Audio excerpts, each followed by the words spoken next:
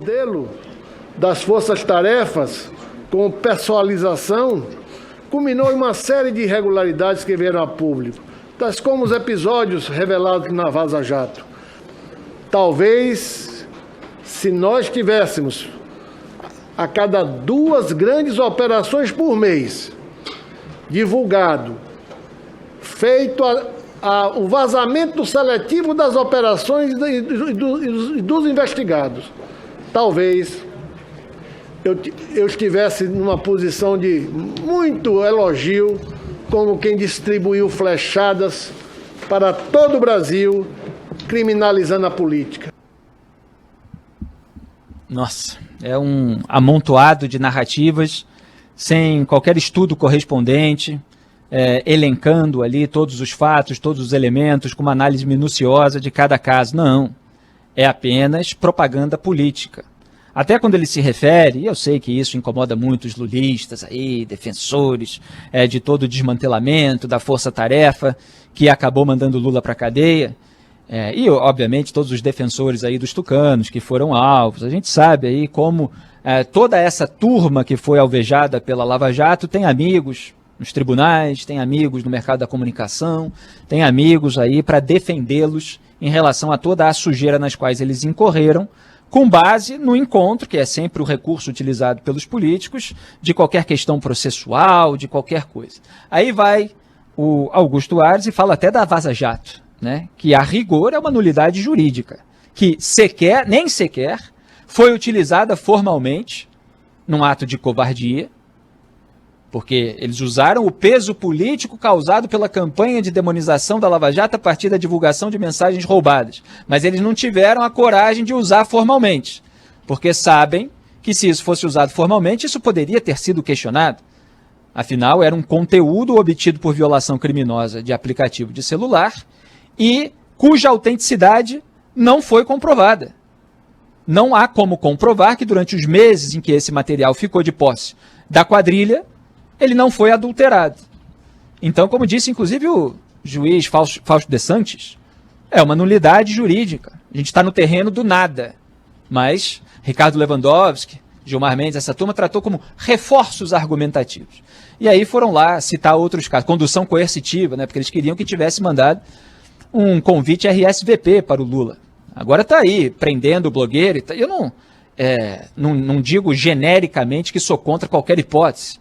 Há hipóteses aí em que seja plausível uma prisão preventiva, é preciso analisar cada caso a caso.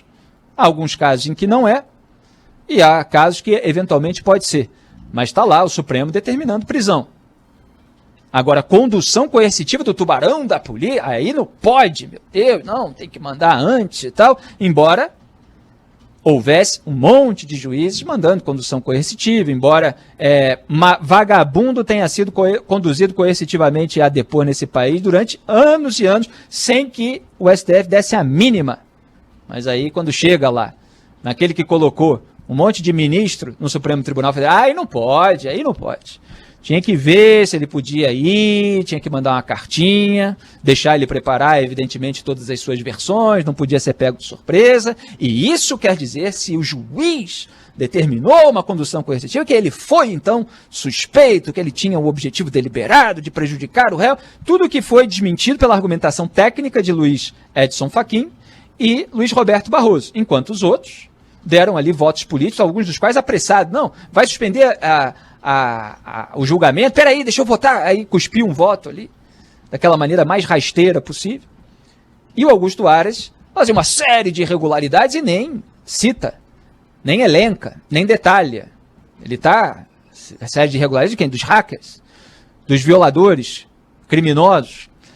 Mas ele coloca aí porque ele sabe que isso agrada ao eleitorado dele, que nesse momento não é o eleitorado de Jair Bolsonaro de 2018, porque esse não elegeria Jair Bolsonaro se Jair Bolsonaro tivesse esse discurso. Jair Bolsonaro foi eleito com o discurso do combate à corrupção, surfando também na onda da Lava Jato.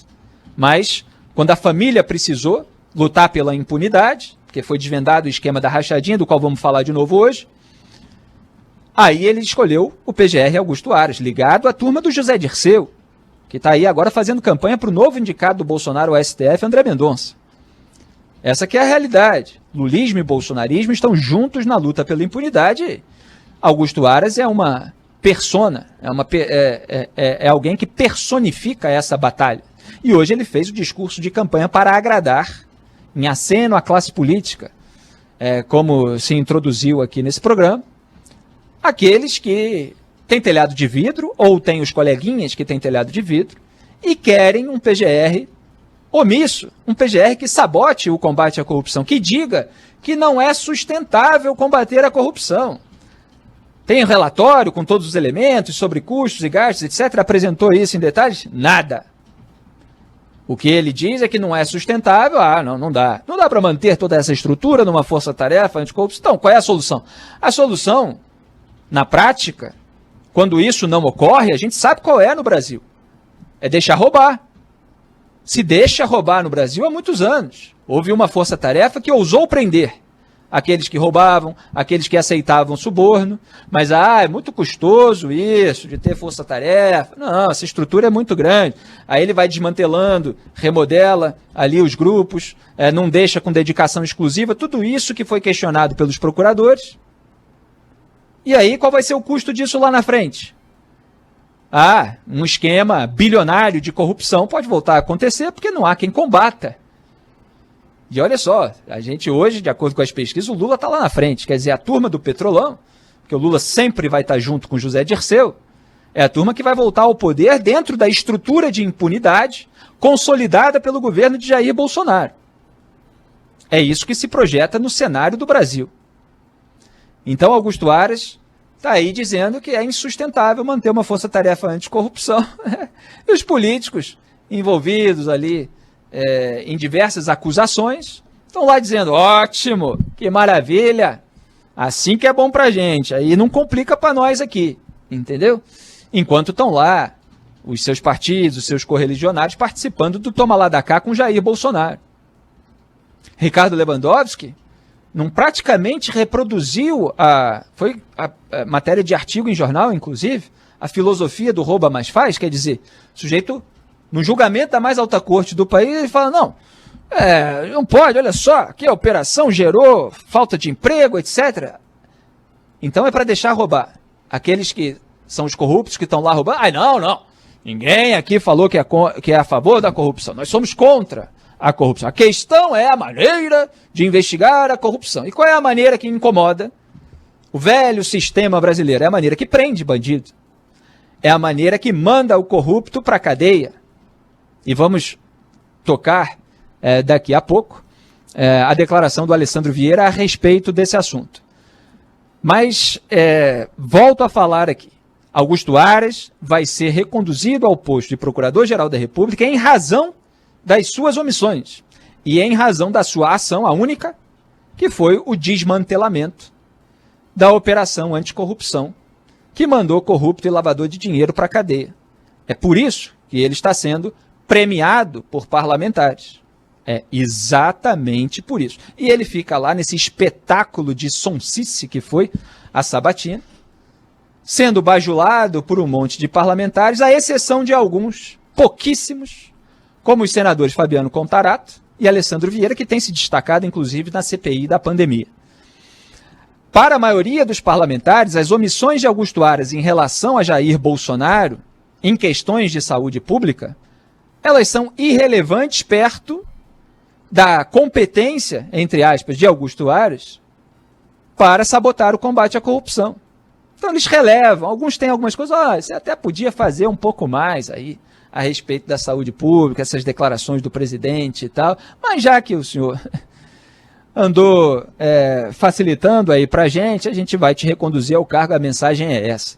Fabiano Contarato falou um pouco a respeito de questões de saúde pública, a gente só separou um trecho que é um resumo do que acontece no Brasil nessa área, na gestão de Jair Bolsonaro, e eu já vou passar para os momentos mais incisivos que foram, como sempre, proferidos pelo senador Alessandro Vieira. Pode soltar o Contarato, produção.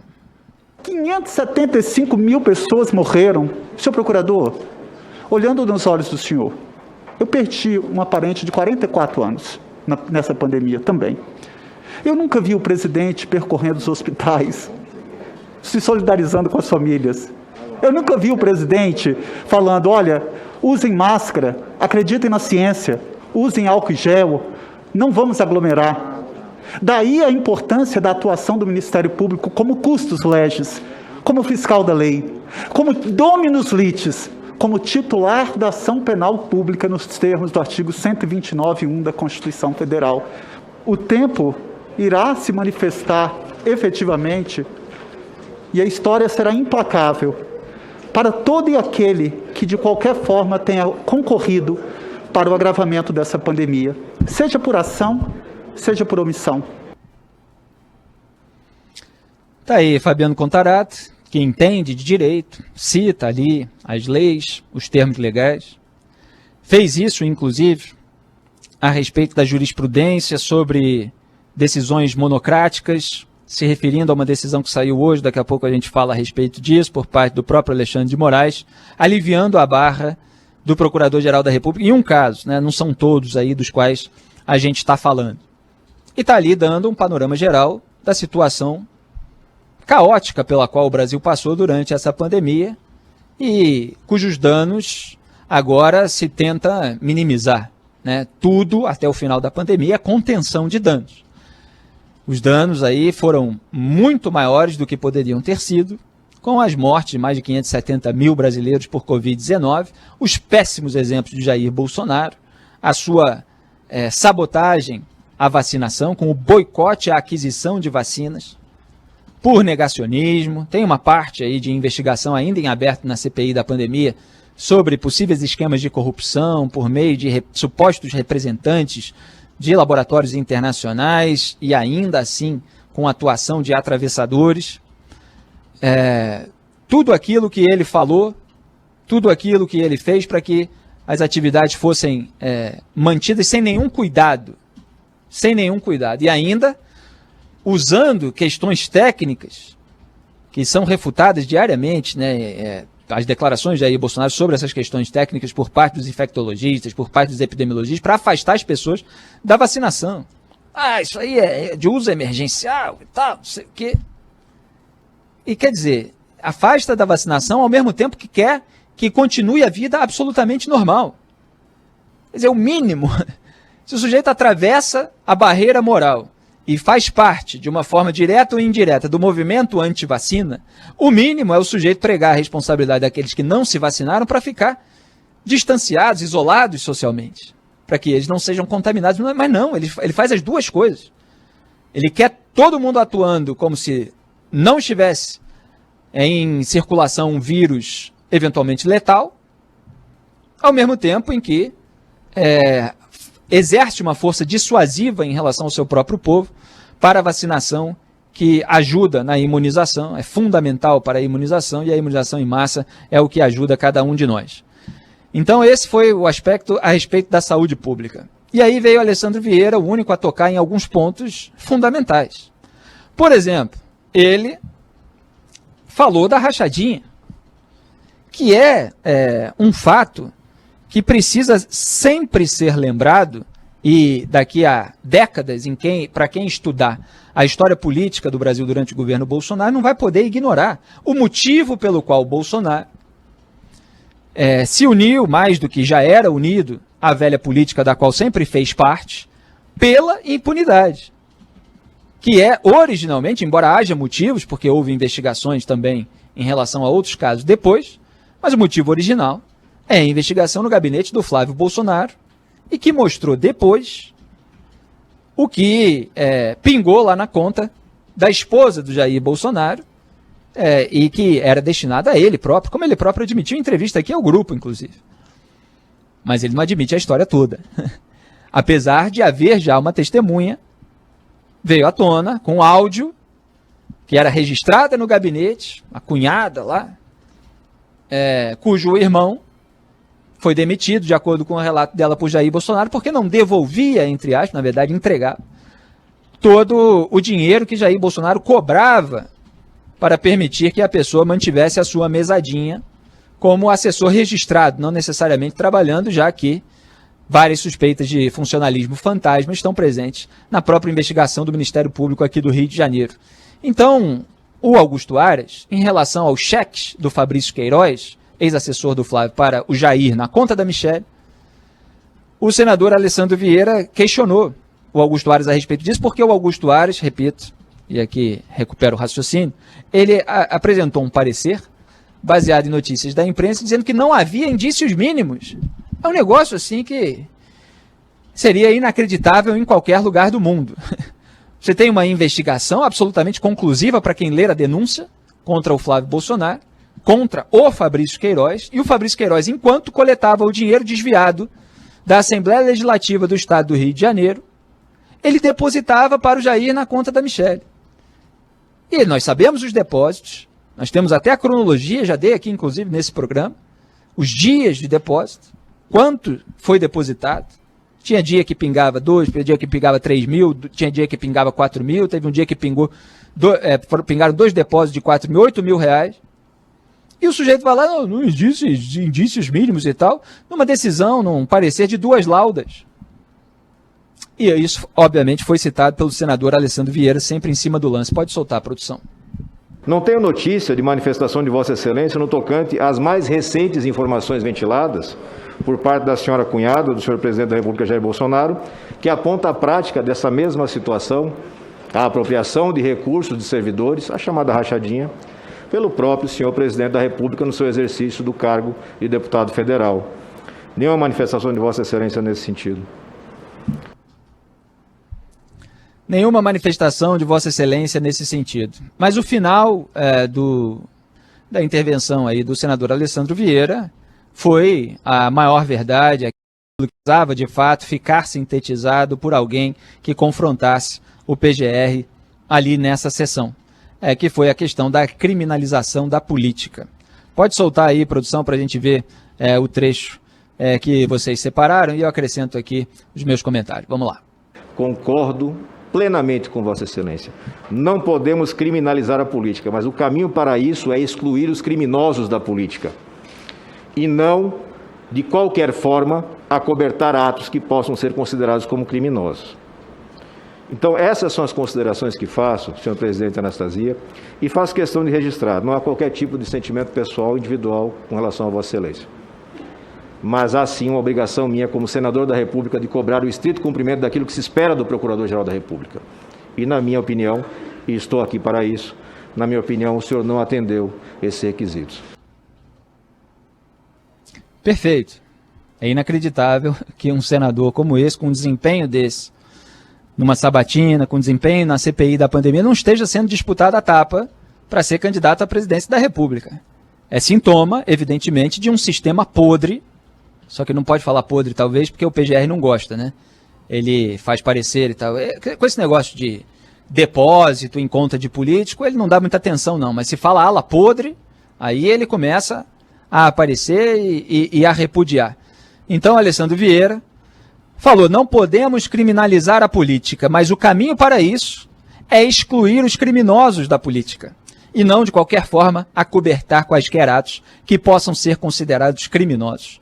Essas foram as palavras do senador Alessandro Vieira, dizendo ao Augusto Aras que ele, aspas para o Vieira de novo, não atendeu aos requisitos, para ser reconduzido ao cargo, embora o próprio senador tenha reconhecido que ele vai ser, E vai ser, que a gente não pegou aí o trecho inicial dessa fala do Alessandro Vieira, justamente porque fez esse discurso. Posou ali de defensor da política contra a sua criminalização. Qual é o discurso típico? O discurso que qualquer pessoa, inclusive, que não tivesse, como eu sei que os ouvintes têm, senso moral, os ouvintes têm senso moral, mas político que não tenha, o que ele faz? Ele acusa o investigador de estar criminalizando a atividade dele, porque aí ele se escuda na categoria a qual ele pertence. A categoria é legítima, é claro que o exercício da atividade política é um exercício legítimo. Então ele diz que a política está sendo criminalizada, porque obviamente ele não vai confessar e assumir os crimes que ele cometeu. Então esse é um discurso tremendamente usado e lamentavelmente reverberado aí por muita gente que tem esse interesse em demonizar uma operação inteira por ter, enfim, resvalado ali, eventualmente, nas pessoas que conhece, ou por não simpatizar com o juiz ou com os procuradores e tal, em vez de analisar questões específicas, pontuais. Pode ter uma coisa ou outra ali que mereça uma correção, que deva ser analisada. Agora, essa demonização inteira, isso aí, obviamente, é usado por aqueles que foram alvos por causa dos crimes que cometeram. E aí Augusto Aras fala, a senha, as palavras mágicas. Não, estou aqui para evitar a criminalização da política, aponta as procuradorias passadas, como se tivessem feito isso, em todos os aspectos. Não tem nuance, não tem elemento, porque não tem dado específico. É tudo narrativa por parte do PGR. Ele não desce a fato nenhum. Ele simplesmente faz uma propaganda da sua gestão. É o horário eleitoral gratuito do Procurador-Geral da República, Augusto Aras. Aí ele fala ali o que a ala podre da política brasileira quer ouvir e pronto, é reconduzido ao cargo. É disso que se trata. O indicado por Jair Bolsonaro, aprovado por aclamação, aclamado pelos petistas, que elogiam ele, desde a sua indicação. E vai gente pra rua, vai bolsonarista pra rua, pra buzinar lá, bibi, meu mito, meu presidente e tal. E ele tá lá aliado na frente ampla pela impunidade, com os rivais, supostamente, na disputa pelo poder. Esse é o resumo do grande teatro farsesco, caricatural e um espetáculo grosseiro de sonsice que foi a sabatina de Augusto Aras. Mas as palavras do senador Fabiano Contarato, as palavras do senador Alessandro Vieira, essas aí ecoarão pela eternidade. E a votação terminou agora na CCJ, Felipe. Foi aprovada, claro, a recondução de Augusto Aras à PGR pela comissão. 21 votos favoráveis, 6 contrários. Vai a plenário amanhã. Mais do que esperado. Quer dizer, foi reconduzido, é isso? O placar foi favorável isso, 21 a 6. Pois é. Isso aí era absolutamente esperado por todas as razões que eu elenquei. Ele está sendo premiado justamente pela sua omissão. E é claro, e isso foi aventado inclusive pelo senador Alessandro Vieira, que é preciso repensar o modo de indicação do Procurador-Geral da República. E os modos, inclusive, de exercer a fiscalização e o controle dessa atividade. O senador Alessandro Vieira colocou lá, olha, como é que não dá para haver recurso para certas decisões da PGR. Também é preciso haver toda uma reflexão sobre o sistema também de indicação de ministros do Supremo Tribunal Federal. Tudo isso é passível de discussão. O que não faz parte da liberdade de expressão e crítica, e é o que bolsonarista não entende, é ameaça, é golpismo, é crime contra a honra, é incitação ao crime. Agora, a análise, a crítica de voto, de decisão, de ministro, de articulação de bastidor, de interesse político, a proposição de outros métodos de indicação, a cobrança de investigação sobre ministros, como a CPI da Lava Toga, que foi enterrada pela família Bolsonaro, tudo isso é absolutamente legítimo. E isso precisa ser feito por aquelas pessoas que têm um senso moral e um senso daquilo que realmente está acontecendo na primeira realidade, não na segunda, que é a da fantasia patológica.